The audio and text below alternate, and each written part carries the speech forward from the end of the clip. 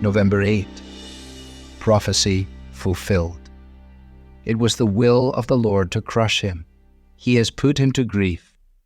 Out of the anguish of his soul he shall see and be satisfied.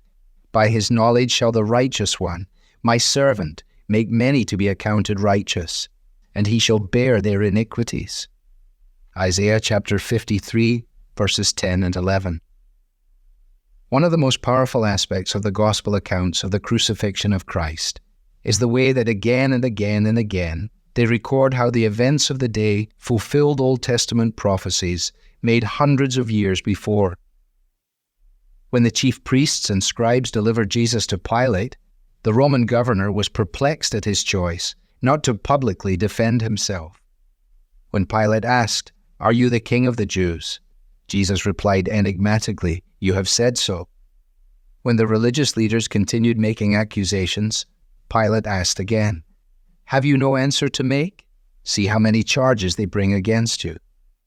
Yet Christ did exactly as Isaiah chapter 53 verse 7 had foretold.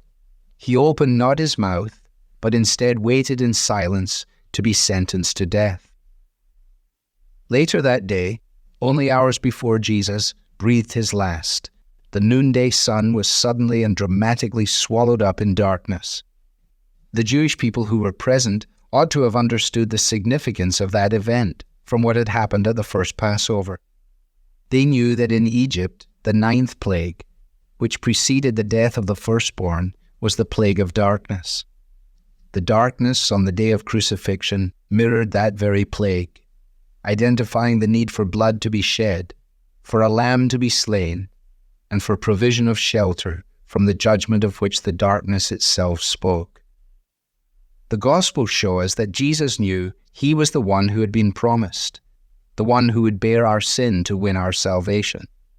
He lived out the prophetic words of Isaiah 53, and he operated of his own will according to the plan of Almighty God, expressing God's love and sacrificing everything for those who deserve nothing except judgment.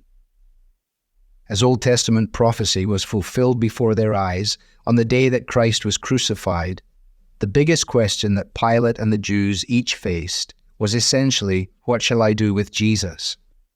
And that is the great question that we all face every day. By our very nature, we neglect his wisdom, rebel against his authority, and doubt his goodness.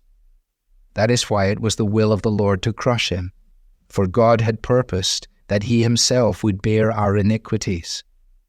The realization that God had planned his son's sin-bearing death centuries before he hung on the cross, in fact had planned it before the creation of the world, ought to bring us to our knees in awe, not just at the sovereignty of God's plan, but also at the love that brought it into being, the love that wrought its climax at Calvary.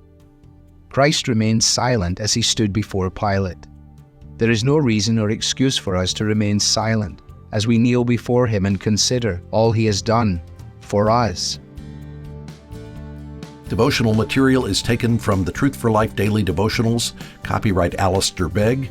It's published by the Good Book Company. This reading was digitally created by Truth for Life and is used with permission. For more clear, relevant Bible teaching, visit truthforlife.org.